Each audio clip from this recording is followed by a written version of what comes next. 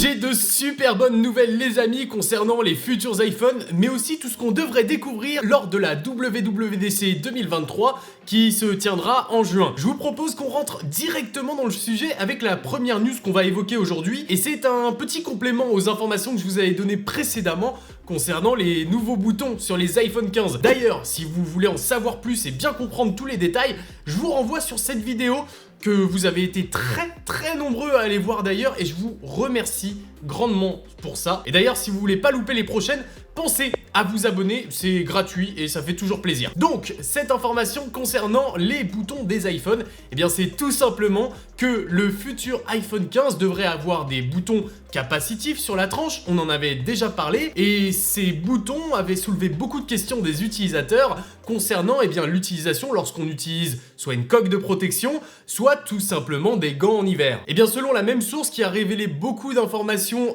depuis les forums de MacRumors, on devrait avoir la possibilité de gérer la sensibilité de ces boutons pour pouvoir effectivement les utiliser soit avec une coque, soit avec des gants. En effet, selon lui, Apple travaille sur le sujet et devrait donc proposer un bouton qui permettrait, dans l'interface utilisateur iOS, de gérer la sensibilité de ces boutons. Vous pourrez donc utiliser des coques et des gants avec ces iPhones. Je pense juste que les matériaux qui seront utilisés pour les boutons des coques seront légèrement différents, peut-être plus métalliques pour mieux conduire le courant du corps humain, et peut-être que les gants auront besoin d'une surface spécifique comme on peut avoir pour les gants tactiles. Et avant de parler de la WWDC 2023, il y a un sujet qu'on n'a pas évoqué depuis longtemps, c'est l'arrivée du 120 Hz sur les modèles standards d'iPhone. Et oui, parce que les iPhone Pro et Pro Max ont depuis longtemps accès aux 120 Hz, mais les standards n'ont toujours pas pu goûter à cette technologie.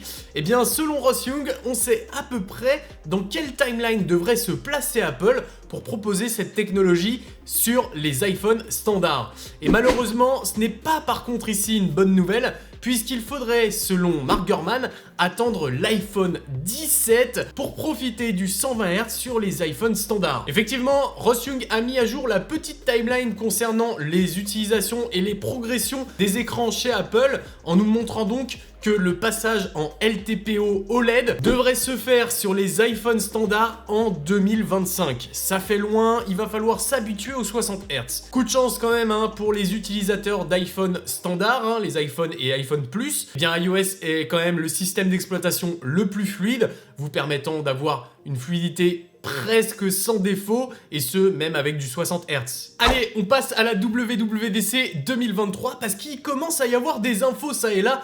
Pour rappel, on est à moins de 2 mois de l'annonce des nouveaux systèmes d'exploitation, mais aussi de potentiels nouveaux produits de la part d'Apple. Et là, les informations vont bon train. Alors, on attend plein de choses actuellement qui devraient arriver, qui sont en développement chez Apple, et on sait pas trop quand ils pourraient les lancer.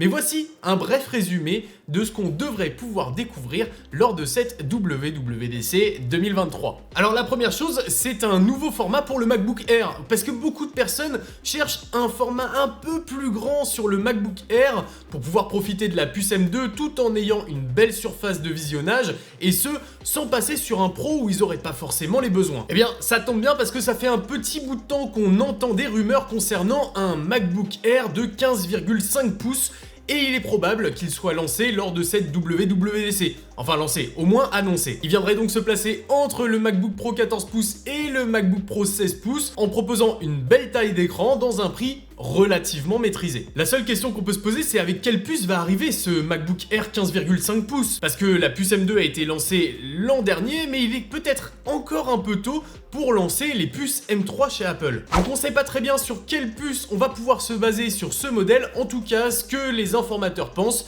c'est qu'effectivement on devrait le découvrir lors de cette WWDC. L'autre produit, et c'est une arlésienne un peu, on en entend parler depuis bien longtemps et on l'a toujours pas vu, c'est le nouveau Mac Pro. Et oui, puisque c'est le dernier produit aujourd'hui qui ne bénéficie pas de l'architecture avec puce Apple Silicon. On a pu voir les Mac mini, les Mac Studio, les Mac standard, les MacBook et MacBook Pro, et il nous manquait évidemment le Mac Pro. Et Apple nous a teasé ça pendant longtemps, et ce serait peut-être donc le moment de nous présenter leur Mac Pro avec peut-être des puces M2 Pro et M2 Max et M2 Ultra. Ou alors si on considère le lancement de ce MacBook Air 15 pouces et que ce dernier arrive avec une puce M3 pour mieux se placer dans la gamme, eh bien on pourrait tout à fait s'attendre à ce que le Mac Pro soit le premier à proposer les puces M3 Pro, M3 Max et M3 Ultra. Ça placerait donc ce nouveau modèle de Mac Pro bien au-dessus de la gamme et permettrait donc à ceux qui ont besoin de beaucoup de puissance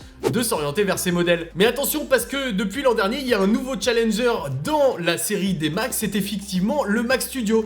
Et lui, de son côté, pourrait être mis à jour, puisqu'il nous avait présenté la M1 Ultra il y a un an maintenant. Eh bien, il pourrait potentiellement arriver sur le marché avec la puce M2 Pro, M2 Max, M2 Ultra, pour venir se placer juste en dessous du nouveau Mac Pro. Ça nous fait donc déjà 3 produits qu'on découvrira probablement lors de cette WWDC 2023, mais il y en a un que beaucoup de personnes attendent et qui potentiellement sera donc bien présenté lors de cette WWDC 2023. Je veux bien évidemment parler du casque de réalité mixte d'Apple, le Apple Reality Pro. Ce casque qui alimente des rumeurs depuis maintenant des mois et des mois sera donc enfin présenté, en tout cas potentiellement lors de cette conférence développeur, et j'ai vraiment hâte de découvrir jusqu'où va pouvoir aller Apple avec leur technologie dans la réalité mixte, réalité virtuelle et réalité augmentée. Si d'ailleurs vous voulez tout savoir sur ce casque, je vous renvoie vers cette vidéo qui va vous permettre de tout savoir en temps et en heure avant la sortie de ce Apple Reality Pro. Mais ce qui est clair, c'est que même s'il va coûter cher, il risque d'être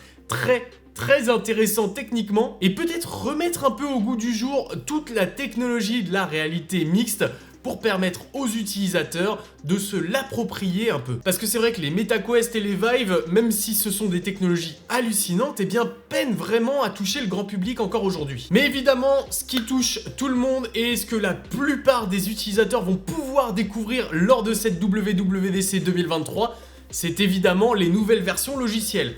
Et si, dans cette vidéo, je vous avais parlé d'iOS 17, que vous pouvez aller voir si vous voulez, et qui a fait également de super statistiques, encore une fois, merci, eh bien, c'est WatchOS 10, la nouvelle version du système d'exploitation pour les montres connectées de chez Apple. Alors les Apple Watch sont quand même les montres les plus vendues dans le monde, et je parle pas de montres connectées, mais de montres tout court. L'Apple Watch est la montre la plus vendue dans le monde, c'est quand même fou. Et là, l'information nous vient de Mark Gurman qui a annoncé dans sa newsletter Power On que la mise à jour de WatchOS 10 devrait être vraiment étendue. Et il entend par là l'implémentation de nouvelles fonctionnalités, mais également de redesign complet de certaines parties de l'interface utilisateur. On peut donc s'attendre évidemment à de nouveaux cadrans avec de nouvelles complications et peut-être des nouvelles façons de disposer les apps ou d'avoir des informations rapidement.